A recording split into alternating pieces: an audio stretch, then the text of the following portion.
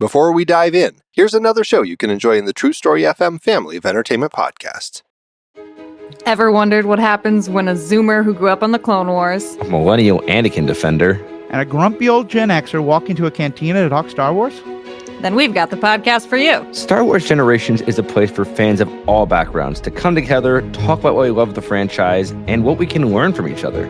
With so much new Star Wars content coming out, we take a deep dive into all of it. We talk stories and characters, what we learn about the Force and the Empire, Republics old and new, and how each story adds to the larger picture. Besides episode-by-episode coverage of the new shows, we've been going back to watch the movies in release order. We talk about Star Wars novels and video games, along with fan content and cosplay. And with each episode, we're just starting the conversation, and we hope you jump in. We'll read your feedback, answer your questions. We've even had full episodes dedicated to questions raised by listeners like you. You can find us under Star Wars Generations on your favorite podcast app, or by going to theethicalpanda.com. May the Force be with you. Now this is podcasting.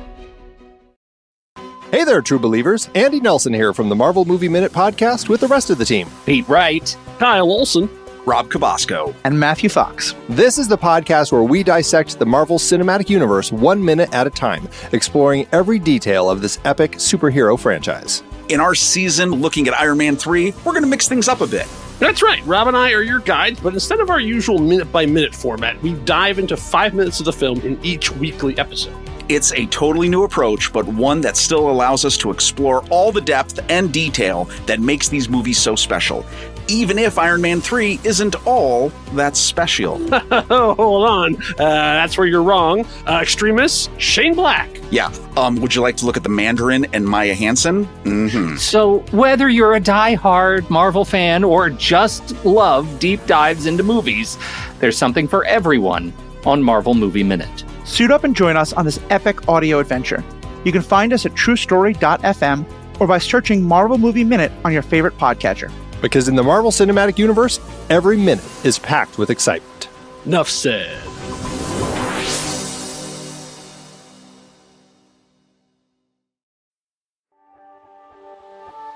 Hooked on you, baby, you're golden. Time moves, I never noticed, just can't get enough. Got me wonderstruck.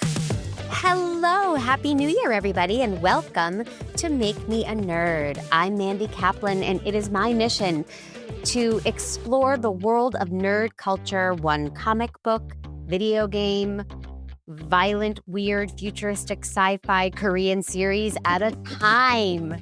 I'm saying Happy New Year. Who knows when you're going to hear this? Happy Valentine's, Happy St. Patrick's Day, whatever you're celebrating. I'm so glad you're here with us. I today have a very special return guest. So he's not only a friend of mine, he is now officially a friend of show. I like saying that. It makes me feel like a legit podcaster. He is the producer and host of his own podcast. And might I say, the only podcaster better dressed and with better hair than me. It's Jimmy Aquino. And I just saw your name pop up. So nice work. Thank you very much. Player 457. Yeah, see what I did there? Yeah. I do. Yeah, so I host the podcast Comic News Insider. We cover comic books, TV, film, pop culture. We've been around. It'll be 20 years in April. Incredible. We just recorded we're about to record our best of 2024 episode after I record this. Yes. It'll be episode 1576. So that's a few episodes. So for anyone listening who is listening because they like learning about comic books and fantasy and sci-fi and all of it, stop my podcast, go subscribe to Comic News Insider, follow it, subscribe, leave a review, enjoy the magical stylings of Jimmy Aquino. That's and right. welcome back now that you've done that. I appreciate it. Thank you so much for having me back. I've been chomping at the bits of coming back. I have several ideas I'd love for you to cover, but I was very happy when you approached me about this one. I was like, oh my, excellent. So here's how that came to be. Mhm. Mandy, Fabian, and I, Mhm. dare I even speak her name? Right. She left the country. She left me. I hate her. Right now. For Man Cave, we talked about Squid Game, which Yep. season 1. I remember. Yeah. But we only did the pilot. Both of us felt it was too violent, and we were both like, whoo, not for me. Although we greatly respected its artistic vision and what it was doing, I just couldn't go any further. It was so dark. Right. And now, because I'm a whore and I know Squid Game season 2 came out. Now? Okay, anyway, yes, I go.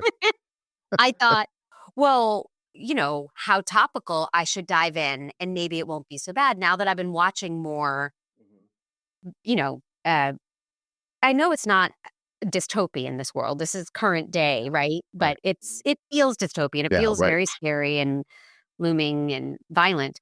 So, and I thought, who would want to talk Squid Game? My mom or Jimmy? She and I chatted. We've been texting about it ever since it came out. So yeah, My mom and you texting? yeah. Adorable. Loves it. Yeah, she loves it. Yeah. To She a wasn't lady free. who cannot text. Can't do it. Oh. Refuses. But what is your history with Squid Game? Well, I watch a ton of Korean content in general. I'm a big K-pop fan. I watch a lot of Korean dramas. And so, of course, the Squid Game, the first one came out. It was such a cultural phenomena. Like everyone had to watch it. And so I was going to anyway. And I blew right through I think it was 8 episodes of first season, 8 or 9. And it was amazing. And it became this giant hit all around the world. It was number 1 in every country. Blew up all the stars. Several of the actors in it were already pretty famous in Korea and Asia. Okay. Like Lee Jung-jae, who's the lead, who plays Keel. But yeah, it's so I was going to tune in anyway because I like his work. And also a couple other actors I knew in there as well. And it just became this giant thing, and for a reason, because it's good.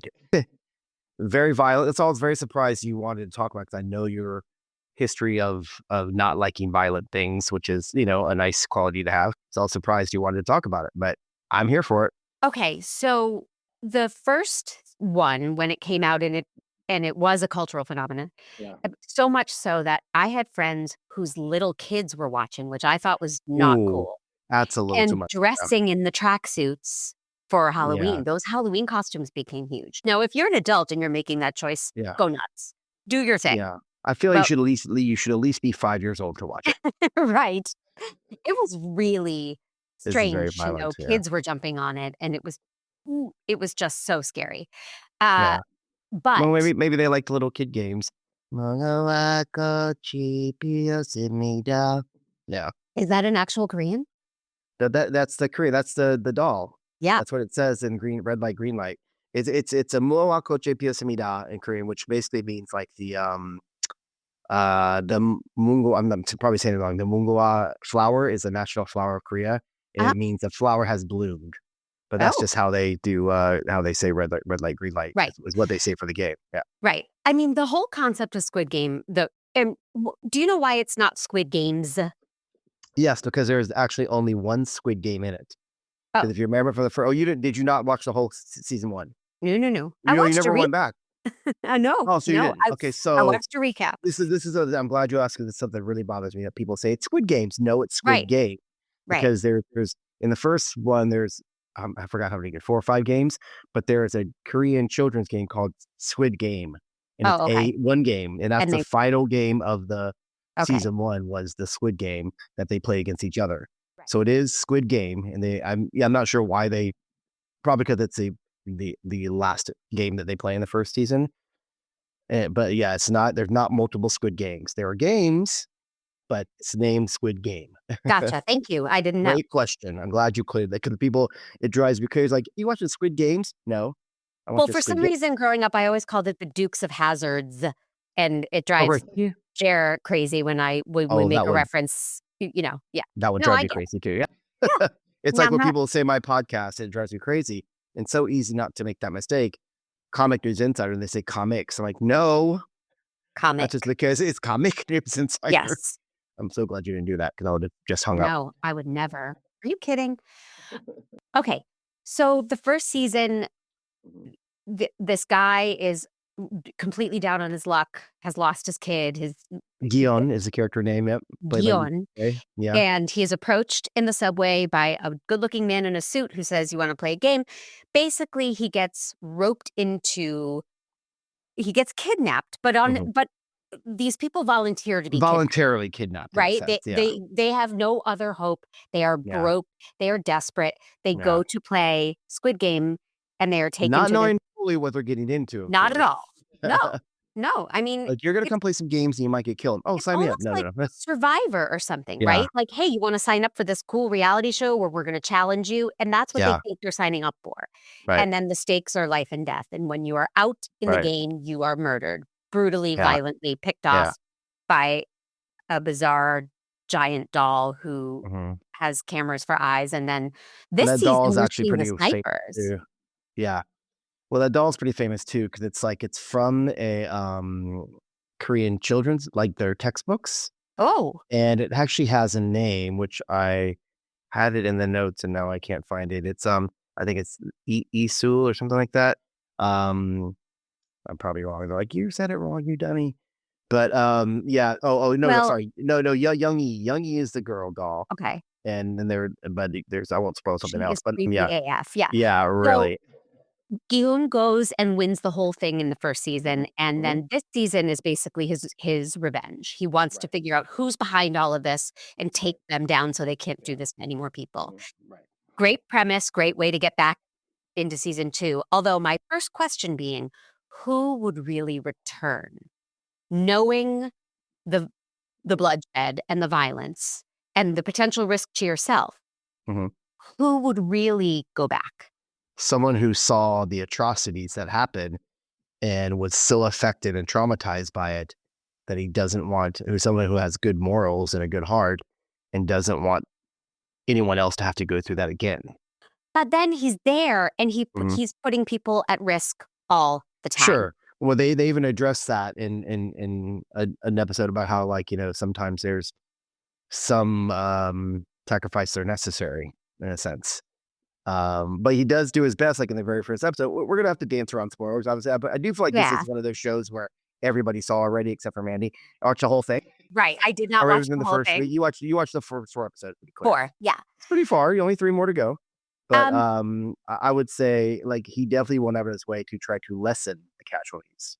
Like he did in the He's first putting people at risk, game. and it drove me a little crazy. But before he gets back there, we see more life in Korea. We see this gang of ne'er-do-wells who he has hired to His winning. what? With his winnings. Yeah. He's like, there's a guy in the subways in a suit. You got to find this that guy. actor is He's actually the very famous. recruiter. Dong Yu, he's amazing. He was a dad in Train to Busan. He was in The Silent Sea. He's done a lot. He's amazing. The recruiter?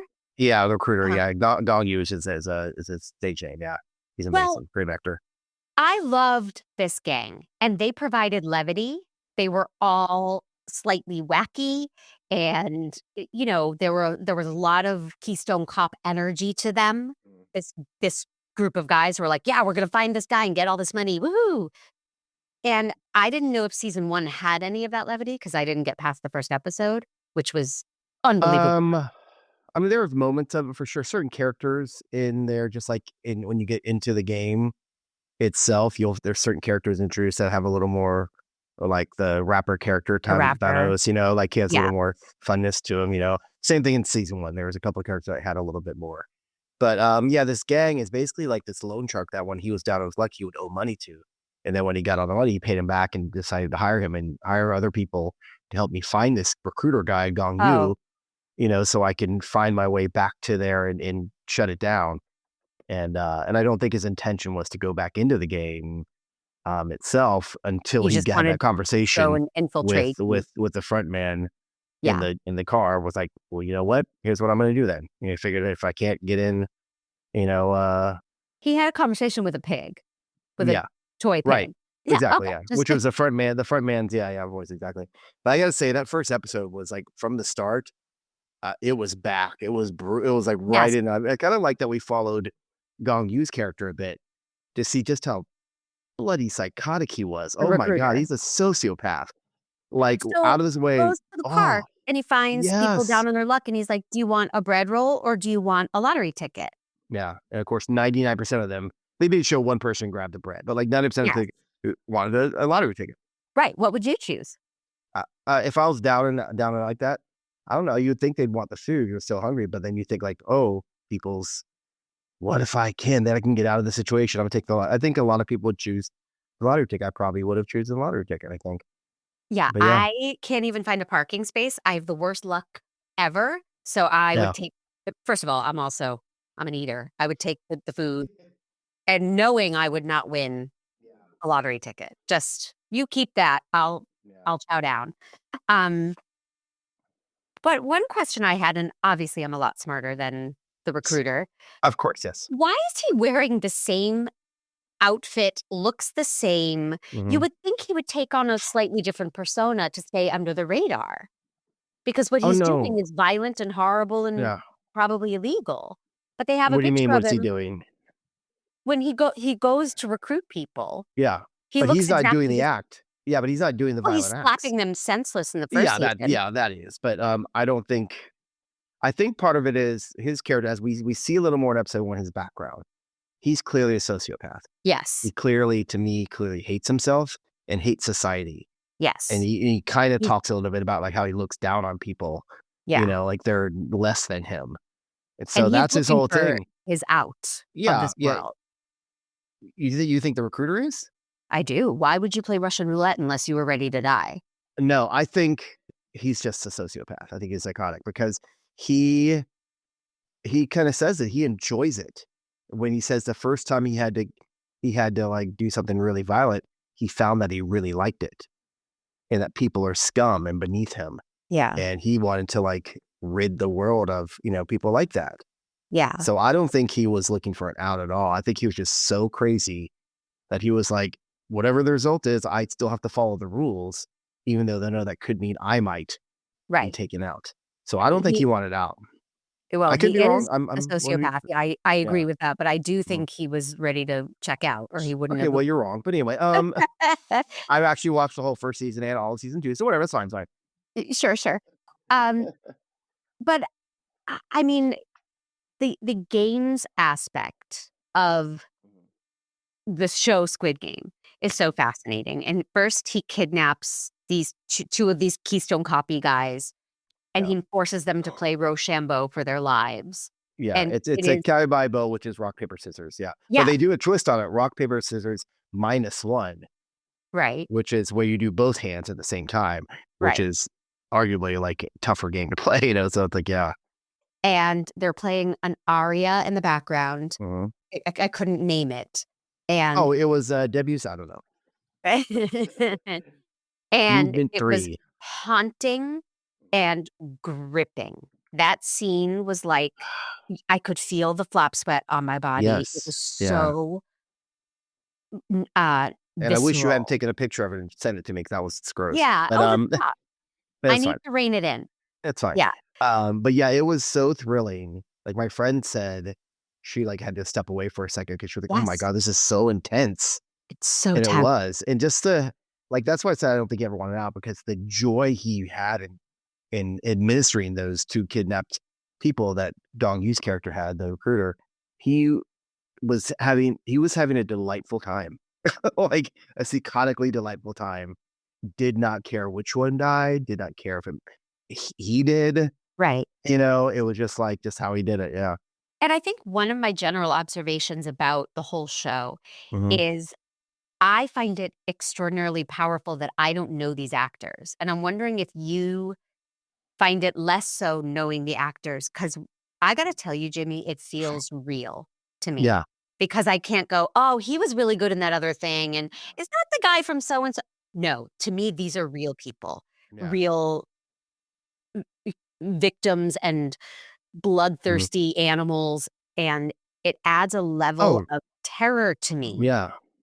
that I think is one of the reasons why America has latched onto it, because it doesn't feel like it's being Yeah. acted. Yeah. This acting is off the charts, by the way. Yeah, the famous actors like Gong Yoo and Lee Jung Jae, those are actors, but the other ones were just people, and they're actually dead now. So they, just kidding. No, I hear what you mean. Like, yes, I know Gong Li, but like any good actor, you're in the moment, you're in the scene. I wasn't ever taken out going like, he's the dad in Train to Busan, another very intense movie about zombies, which you should see, Train to Busan. But and or he's Lee Jung Jae, who's in the first one, he's also was in the recent Star Wars series. He's all I'm fully immersed because it's so well written and directed and acted. It's so intense, and then it's a thrill a minute, a shock a minute that you Yes. don't have time to breathe. And while I did binge it in like 2 days, maybe 3, my friend said she wanted to binge it all in one night and had to stop at episode 3 because it was so intense. She goes, I needed to breathe and think about it and like come back to the That's a next day. great way Yeah. to describe it. You don't have time to breathe. Yeah. The Mhm. minute you let your body relax, you Yeah. regret it because you're back. Yeah. You'd Yeah. rather just remain up Yeah. and Yeah. Yeah. and With braced for endorphins. the next thing. Like you're feeling Thanos' side, like, yes, I need another pill, please. But you're like, I need to be back up there. Yeah. Yeah. Oh, so then by the end of this episode, Gi-hoon finds the recruiter and they play roulette together. Yes. And this now, why Oof. didn't Gi-hoon just turn the gun and shoot him? Well, they addressed it. They both said that. I feel, if I remember correct, I've been a week or so. I watched it like the week of it came out. It's The been a day week. after it came out. Yeah. But they tell because even like I think Gongi's he was like, I could just take this gun and shoot you, or you could take it and just shoot me. And they kind of say that in a sense. But again, I think they're rules followers, especially Gongi's the recruiter. And Gion's like, if I'm gonna play his game, I'm gonna play his game. It's like, and also he's still so traumatized by it all. And I was That he's just like in that world. He gets like back in that world. eternally Yeah. screaming, shoot him, kill him, Same. I was like, you have the gun, shoot him, of course. You have But the then like, gun. yeah, but then it's like you think about I mean, I'm sure his character wasn't thinking this. I don't know what his character was thinking about Lee Jung Jae. But maybe he's thinking like it could be one of those tricks. Maybe he did slip the bullet out and there's nothing in there. And then he pulls out another gun, and shoots me. Right. I don't know. It Right. could have been it. I think he was just so immersed in the game that he was like, I'm going to play by the rules. And again, they use an aria. This time I know it. Time to say goodbye. And Yeah. it is haunting as shit that they're playing this beautiful emotional music for this violent, terrifying thing. Yeah. That episode just blew my That's mind. episode 1. That's only Just like- episode 1. And it yes. felt like a whole journey. Ooh, And then really was. episode 2, I think we should mention real quick, though, the other character, Junho, the former cop. the cop. And he's Yeah. still a cop, but he used to be a detective. And he sort of broke himself down to be like a meter maid in a sense. Yes. And So but he's been on the lookout also separately from Guion for the island, because in season 1, which you don't know, and I feel like we can spoil season 1. It's fine. I do know. Yeah, I watched Oh, it. season 1, he was shot Mhm. but survived and found by this random boat captain. So since then, and we also have to say It's his it took a brother, two- right? His brother Yeah, his brother's a frontman. They're like is the stepbrother head or honcho of the they're Squid stepbrother or half brother or something like that. Uh-huh. But yeah, they so he's this captain. We found out he's been going out with the captain, and we did take a time jump to 2 years. The 2-year time jump is that he's been going out just looking because there's a lot of islands around Korea, so they've been hitting all these little islands, and you're like, God, how hasn't he found Right. that island in 2 years? Which made me immediately suspicious of the captain. Like, I'm not sure if he's so altruistic. We'll see. But yeah, so that's the other one. And then they eventually, even in episode 1, the two of them come together because they met each other in season 1 on the island. Okay. So at the end of that season, episode 1, Gion and Junho come together and form a little bit of a plan. To get back to the island and Yeah, try and to find take it down from the the inside. guy, get back to the guy. Yes. So they kind of both had their own little missions, but they were at least sort of trying to work together. So here's one of my only bugaboos, and it's small. But in order to go back in, he extracts his own tooth and puts a GPS Yeah, tracker correct. in it. No. This is one of those moments that feels like it's trying to be grotesque for grotesque's sake. To watch him pull out his tooth and the blood, it just felt a little like, oh, come on, really? Do we have to see this? I don't know. Oh, see, that didn't bother me because of the extreme violence in the coming episodes. Right. I was like, oh, it's just a tooth being pulled out. I was like, yeah, I know what you mean. I hear what you're saying. But one of the things that bothers me on screen all the time is like having to see people throw up. We don't need to see what comes out of their mouths. We know they're throwing up. You need to, but nowadays See, it's and I love every it. day. It turns me on. Well, I remember that about you. That's right. That's why we broke up. But yeah. So Yeah, I mean, I get there's certain visceral reactions I will have. yes, there are a few I hear you moments saying in that. this where I'm Yeah. like, come on, like we know violence is coming. Yeah. We don't need to see something like that. Maybe it was a light prep. Like, here, okay, guys, here's a little something for right. you. Get ready because here it comes. And in the episode 2, we start to see other players or people that are going to be a part of the Yes. game. We see them in their daily lives and why they're down and out and why they're going to go to the island. And Yeah. then I don't think it's a spoiler. It's episode 2. If you don't want to hear, tune out, come back. One of the women that we get invested in, she's very sad and she lost a kid. She's a North Korean defector and she wants to get her kid back from North Korea into South Korea. Yeah. She turns out to be one of the snipers. Oh my God, that was a giant twist. Like I saw one twist coming. I won't say which one it was. I'll tell you off air. Okay. Oh, maybe 2, but there was 100 twists. And that was one where I was like, what? Mind You assume she's a blown. contestant, right? Genius. Yeah. Genius. So And she has like reasons where she's like, well, I know they're going to die anyway, so I want to help them go out peacefully and like quickly. So in a way, she's trying to be altruistic, but also kind of like she's still killing people, you know? Yeah. oh my God. I just thought, like, how brave and smart. Now, one of my Yeah. questions is, in the first season, do we ever get to know any of the snipers? No, none of the guards. No. This is the first time you get an inside look of their side, So which is smart. really cool. Yeah. Oh, I thought so too. I thought that's really be great. in to that have, writer's room and whoever said, Yeah. wait a minute, I think I have an idea. Yeah. It gives me chills because now we're seeing their evil and their humanity, as well as the evil and humanity of these desperate contestants who are willing to sacrifice each other and potentially themselves for money. I mean, it's all muddy. It brings up so many moral complications and issues in such an entertaining, scary way. For sure. Oh, okay. So now we're like, oh, we know and sort of care about one of the snipers. And Yes. 4, 5, 6 is Gihon. He's back in the Yeah. game. They gave him his old number back, which I Yeah. thought was very nice.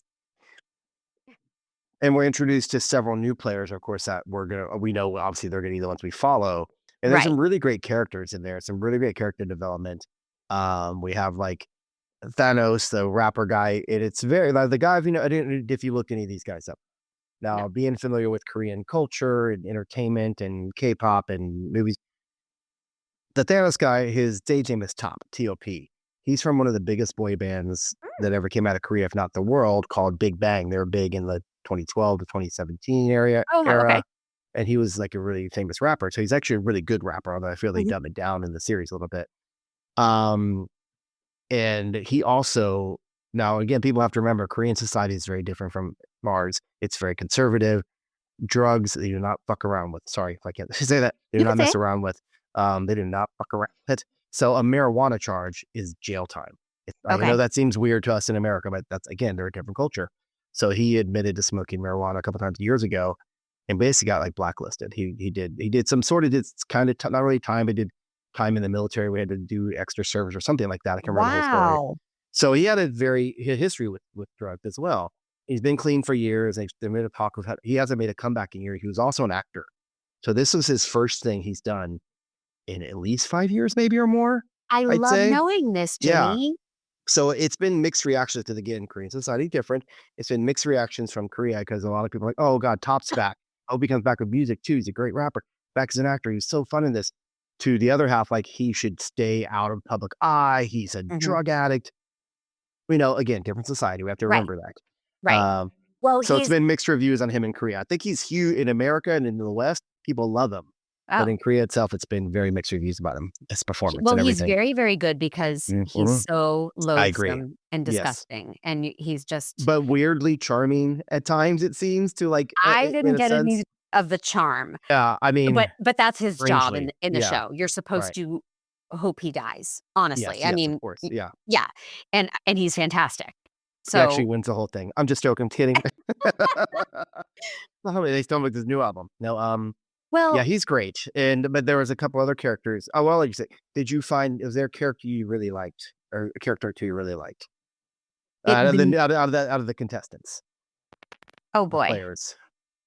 Oh, please. Let me go through a few of them real quick and then to jar your memory. So we just mentioned Thanos, the character, him. Yeah. We have the mother and son.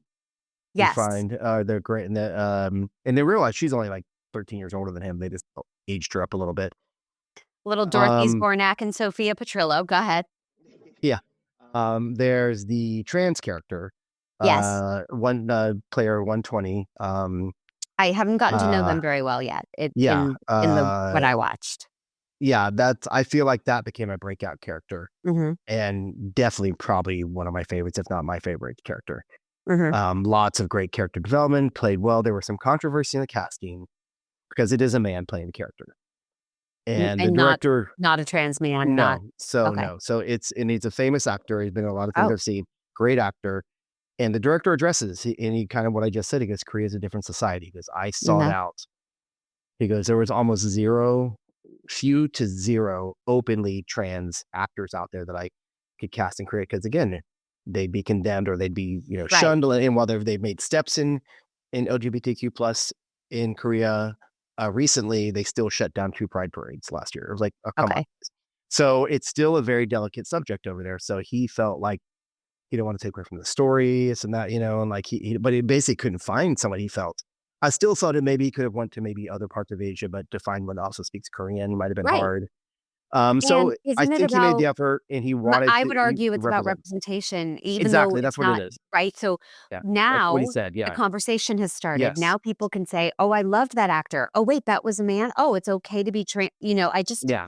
And several people, I mean, I'm sure there's definitely opposing sides to it. A lot of people in the trans community didn't like it, but a lot did. They're like, it's represented, like what you just said, it's representing, at least, and that's the directors that I wanted to at least represent that.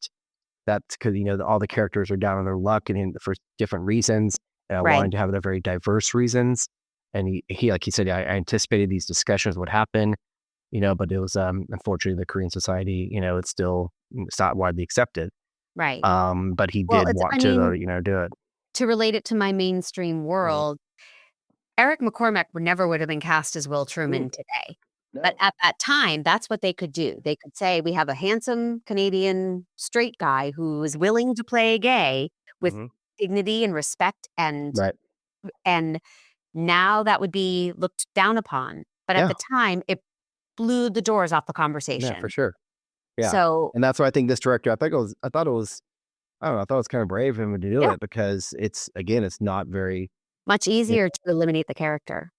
Right. And then in a sense, but it's just like, I'm telling you what, when you get through it, please finish it because this his arc is incredible and the actor does it justice. And I feel I open to hearing the other side, of course, of why it might not be, but I feel, and I've talked with many friends about it and that that the actor did a great job representing and just watching that character arc, of like the struggles and to find out that, he's actually kind of a badass over this, like, oh, this is great. So yeah, that definitely became my favorite character, I believe. It's Junho is the name. Yeah. I didn't have no one's broke out to me in terms of, oh, now I'm really rooting for that person but I did love when what number was the new character that we didn't see in the first vote or whatever, and then there he is, and so do you know who I'm talking about? The front man 001? Yeah. 001. I don't think it's a big spoiler. It's like it's pretty well known. Yeah. He's 001, which if you remember from season 1, 001 was also an infiltrator, like that. No, so, I don't. I don't think I got that far, and I watched it 4 years ago. But that was my intriguing part because I feel he's a great actor, and so excellent actor, the guy we assume is head of all of this, the big evil honcho. The front man is his name. Yeah, the front man. With but the black mask. Yeah. If anyone hasn't seen it, the context is he's the worst of the worst. Right. And he goes basically undercover as one of the contestants. And I'll be damned if he's not charming and, and makes likable. Likable. And you see why Guion everyone falls for it. Right. So he knows what to say. Again, more muddy, moral questions were, that I just love. we, the audience, know who he is. We know that he's the front man. We know he's infiltrating, but they don't. So it's interesting to watch. I'm glad they did it that way, because in the first season, basically what happened was you remember the old man character, he was intestine 1, and Right. he was the one who founded these games and Yes. originated it all. Right. So this time we know that somebody involved in the games is infiltrating. Okay. Right last time we didn't. So it was a Okay. complete shock to all of us. We were like, the old Right. dude, what the, it's like, I guess I had that same reaction because I Yeah. wasn't Yeah. quite clear about that in season 1. Yeah. So I guess I got the fun reveal Yeah. of, oh shit, he's Yeah. one of them and he's killing them. Oh, And still the shock. You're like, oh my God, to watch him manipulate them, and us as the audience knowing that he's going to eventually turn on them because he's the front man. It's just like, oh no. So it made little moments where I paid attention to, and some I had to look up later, like, oh, I missed that part. Or somebody noticed right away, oh, why did he do that? It's because, or why didn't he react this way? Or why when the others did it? I'm like, it all makes sense now because he doesn't care, about them, Yeah. but we do get he does give some false information, but we do get a little bit of his real background too, which I thought was interesting. But yeah, he's a great actor, and watching the two of them together, Lee Jung Jae and him, are act against each other. Yep. Man, powerful stuff. Yeah, he's Lee Byung Young is his real name. Okay, thank you. I think we have stated many times the acting and writing are impeccable, but the real star of Squid Game is the set design and the artistic direction. It's so well done. I mean, it looks like it's built of Legos, and the layers, and watching as they all converge in their tracksuits or converge in their pink sniper costumes or whatever. It's chilling and beautiful and scary. I just marvel at the art direction. Yeah, I do too. It's really it's so insanely well done and thought out. And obviously, like, season 1 was like that, but because it became a giant hit, Netflix threw a ton more money at them. So It they feels did bigger. more. Yeah, they definitely got a lot more money for this one. And it's like, holy cow! It's still like I watched some of the behind the scenes stuff. The set's being built, and some of it's pretty practical, and other CGI stuff. But it's like, yeah, it's so beautiful. Like, just the juxtaposition of these beautiful colors and these kids in this deadly world. It's like, oh my God, you're just messing with us even more. Well, so Gi-hun is back and he has opportunity, but basically when they're welcomed, they all wake up in this barracks that they're all going to live in their tracksuits. Same as season 1, it's tracksuits, everything. Yep. And the masked people come in to explain. You can leave. You're not here against your will, but if you're going to be here, you have to play the game, and right. That's 456's chance to shout, "They're going to murder you all. Get the fuck out now." No. But he doesn't do that. Why? Well, they introduce a new clause that they didn't have in season 1, where, like, after each game, you They're can gonna vote. So they couldn't change it before, because they didn't say you can leave right away. You can leave after the vote if everybody votes. No, I think when they come into Did the they? barracks on the first don't know. day, they tell 'Cause- everybody, you can leave, but if you're going to stay, you're going to play the game because look at all the money. You could have all the money. I don't But I remember think that people part. You think could be right. I don't remember that. because but- they think they're going to play games, like Well, exactly, yeah. challenges. They don't Yeah. think they're going to die, so why wouldn't they No. stay? Yeah. But that's But also, as we found, maybe he didn't, because as we found, even when we get to the first game, which he assumes it's going to be all the same games, right? So Right. as we get to the first one, it is the same game. It's Right. Red light, green light. So he immediately, like, saves many, many people by starting to shout out, like, what's going on, and free, hola, which is freeze in Korean, yeah. He does like Yeah, the he covers his vampire mouth. cough, Yeah. so we Well, can't see his mouth moving with exactly. his elbow. So And smart. of course, most of the people don't believe him, and look what Why happened. would you? So that's what I'm saying. So had he said something early on, no one would have believed him, and he probably knew that. Like, hey guys, you're gonna die. Okay, how do you know? And he didn't want to reveal yet that he had been there. Oh, and I instead don't, I he just, just Yeah, even I if I thought don't no one remember would that. You could believe be me, right, Jimmy, but I yeah. would. Well, I wrote, come on, tell them they're gonna die. Why wouldn't you? Why is he letting so many people die? Question mark, question mark, question mark. But So then he let therefore, I'm so many. correct. He had his opportunity. this date rests. He saved so many in Red Light Green Light though. Like He because once did. they I know. realized he was telling the truth, they all lined up in line. They were able to save each other. Like he saved hundreds of people because in season 1, half the group was taken out. Oh, I Like remember. most of Whoa. oh my god, Yeah. most of them were taken out. You're like, what the yeah, and it was So just like you see little bits, even in that first episode, you see little bits of the characters' traits. You see that Thanos the Rapper is a dick because he pushes somebody. right. You see that Youngjo 120, the trans character, is altruistic because goes back to help Mhm. Gion save the person that was shot in the leg. Right. They see like, oh, you see bits of Who's these an old characters. friend of Gion's, right? That's like an No, the one old. that got shot is not an old friend. Oh, No. who's the old friend? There is Who's an old like? friend, Jung Bae. Jung Bae Okay. is the old friend of Gion, who he sees. He's a traitor. There's some random character got shot in the leg because remember even after they save him and he crosses the line, Noel, the North Korean defector, shoots him anyway to kill him Okay. because because he was Right. basically out. He had moved. So she followed the rules. Plus, she's also doing it for another reason. She's against those other guards who are harvesting organs for people that they don't shoot and kill, Right. where they take and get other organs, then kill them. So she doesn't believe in that. So she did that on purpose to in the guy's suffering, but also like save the whole organ thing, which was the similar You thing in skipped season right 1. to episode 4, Jimmy. Hmm? You skipped right to episode 4 Did I? with the See, I harvesting told you organ. it's how hard it is. I Hard know. it is to like. But what I want to say is, so sorry, I'm so episode 3, sorry. when they go and they play Red Light, Green Light, I wrote, the bloodbath is just as disturbing and traumatic as season 1. Why have I done this to myself? It was so hard to watch. But the dimension of the sniper that we were getting to know made it really intriguing. And Yeah. they use Fly Me to the Moon. The Yes. music I on know. this show, Mhm. this cool cover of Fly Me to the Moon, it's so. They juxtapose beauty with Ugh. horror constantly. The colors, the set, the music, and then that's why the Guard uniforms are bright pink. I know. It's like That's my oh, signature color. I love pink. It's like, and then it's like, look how sweet and innocent we look, like cotton candy that will kill you.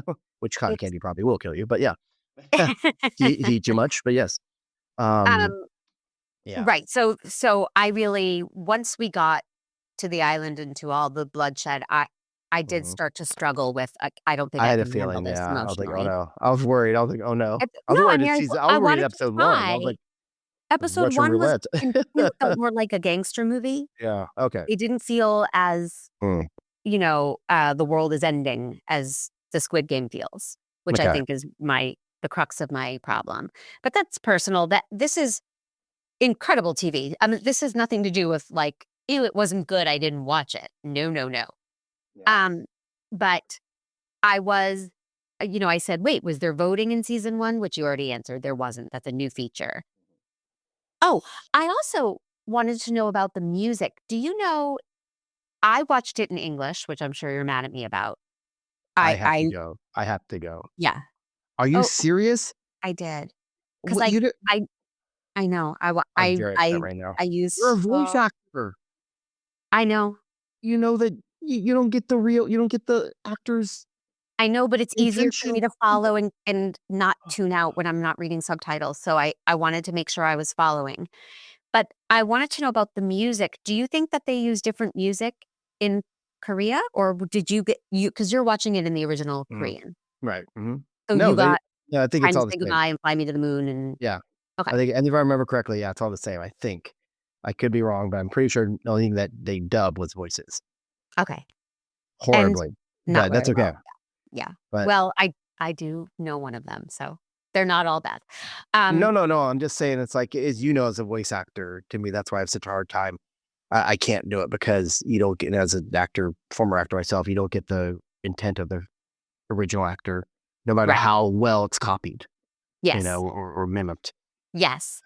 I'm having a really hard time with this. I'm going to have to go lay down Sorry. for this. Oh, I'm so sorry. Turning your Well, voice I actor do card. want to say episode 4 got into some different elements of living there, and one of Mhm. them was the food. They feed Yeah. these contestants Yes. pretty well. Of course, They yeah, have these little rice bowls with fried they come eggs. out and say, "We're not here to hurt you." They say it all the time. Yeah. We're here to offer you opportunity. Yes. It's really insane, but it did make me Yeah. hungry. I do love Listen, I Korean. got good meals when I was in jail, so no, whatever. They got to take care of you. Jimmy, were you in jail? I'm just saying, I might have participated in a couple Squid Games, but whatever. It's all Okay. right. Um, That's another podcast. okay, so then they're there, and there was that weird. I wrote, "What a weird, jolly marine sequence in the middle of all this carnage." Again, I don't remember. Well, I only watched one episode, season 1, but it seems like they're trying to infuse humor into season 2. A little bit, I think. But also you have to remember that Korea, it is mandatory military service for every male. So Mhm. every male has been in the military. People are like, oh, Mhm. they're all good with guns. They don't know how to use a gun. It's like, Right. and that one, and obviously even I think in American military, maybe not that enthusiastic, but you see another Marine fight. Oh, fellow Marine, like Semper Sure. Fi. It's Sure. just it's a brotherhood thing, Yeah. so. But it was But there's so also enthusiastic and goofy yeah, in this it was. extremely tense, awful Yeah. life and death There's situation. several moments like that throughout where people I guess get sort of used to what well, people are dying. We can't do anything about it. So we're going to have moments Right. of levity. But yeah, that character definitely has an arc. The Well, a excited little bit. one. Ooh, yeah. Oh, okay. Well, when you said moments of levity, we know people are dying. It brings up something like Life is Beautiful. That's where some of the most important, humor and levity and beauty come from, is from these ashes and Yeah. this death. I mean, Yeah. It's like as you see moments of people dying around you, but you're so happy you survived. Of course you're happy you survived. You're allowed to laugh. People laughing and crying. And people are like, how can they laugh? But people are on the day go, well, because they survived. And it's like, right. so it's just a release. Yes. This laughter and this, whatever. It's like, it's just a release of relief. Yes. That's what I think. So yeah. I agree. And we need it too as an audience, and and they need it as the people living through this. And then one quick question: does it matter which shape the shooters have on their mask? Yes. So I'm glad you asked. The mask, we learned it in season 1, actually. Oh. Different masks have a different meaning, and it's not PlayStation, which people always joke about. Right. That it's a PlayStation, An X blah, and a blah. triangle and a circle. It's a triangle, a circle, and a square. Oh. Yeah. And so the square is a manager. So they're basically the ones telling people to do. Mhm. So you see those ones. The triangles are basically the soldiers, so they're the ones with the guns. Mhm. See running around. And the circles are the workers, people that Okay. do the cleaning, pull the dead bodies away, distribute the games, etc. And of course, the front man wears a black mask, so he's completely different. So there is a hierarchy. Yeah. And Okay, that's good to something know. very big in Korean society, is hierarchy. That's why, going back to the Marine thing, that's why people often ask you. You saw it through the episode. How old are you? People want to know their age because there's an age. Even if you're 1 year older, you have to show that person the 1 year older respect and talk to them, because they talk formally or they talk casually. Okay. And certain words they use. So how they address somebody. If you're Sure. older, you have to address them formally. And if unless you agree, let's just talk casually, guys. It's okay. We're all friends here. Okay. So there is differences, in that hierarchy. So also within the mask as well. So yeah. You were absolutely the right person for me to ask to do this. Thank you so much.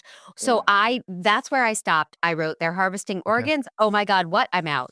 But We do get a hint of the next game, though, right? In episode 4, was there a hint of the next game coming? I think I don't remember. I didn't think write there it. was I a don't hint. remember.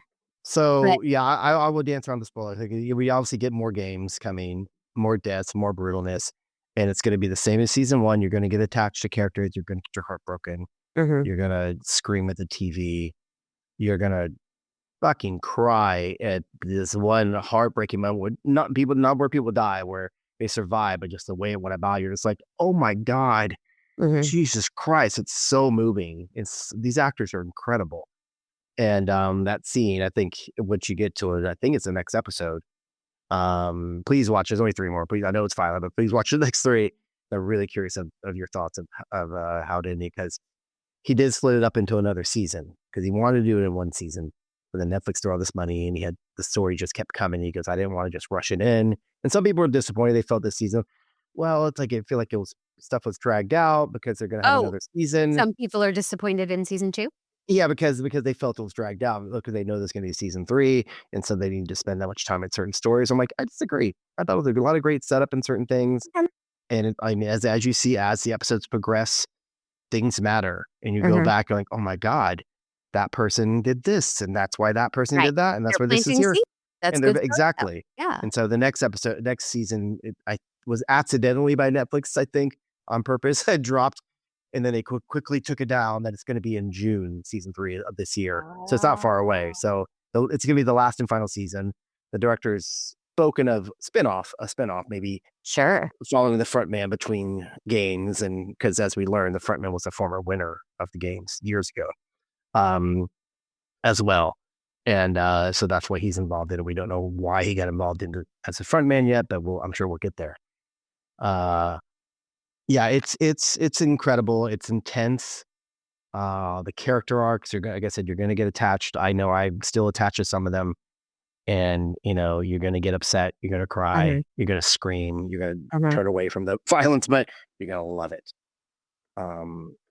It's one of my favorite shows. I mean, it came in at the end of the year, but it's one of the favorite shows of the year, for sure. But just good stuff. Well, thank you for sharing it with me. And you're going to stick around after I say my goodbyes you're going to give your 2024 best ofs in this world, but only for members, guys. Yes. You got to. But also, you have to promise me that you're going to watch the final 3 after we get off this. Yes. I'm going to watch them like this. Like, yes. I'm well, you're going to love over my eyes. Yeah, it's a strange choice that the entire last episode of the musical, but I know you'll love that. Oh, I spoiled it. Oh my god, damn it. I didn't mean to spoil it. Sorry. Oh, I wish. All right. Well, for everyone who's listening, I need to tell you all that Make Me a Nerd is a production of True Story FM, engineering by the peerless Pete Wright. The theme song is Wonderstruck by Jane and the Boy. You can get to me on socials, basically Instagram at Mandy_Kaplan_Clavens, both with K's. Reach out, share your thoughts. A better way to do that is leaving an Apple review. If you're listening on Apple Podcasts, please hit 5 stars, write a review. I'm dying to hear from you all, and that helps get more eyes on the podcast. And if you want access to bonus content like Jimmy's picks for the best of 2024 and private interviews, only members here, you got to go to makemeanerd.com/join or hit the join button. Go to makemeanerd.com, hit the join button, and that gets you your episodes ad-free and early and all that bonus content. Thank you all for listening. Thank you, Jimmy Aquino. This is our fake exit for non-members. Adore you. Happy, healthy 2025. And until next week, everybody. Thanks for having me again. Go to comicdudesinsider.com for all your nerdy goodness.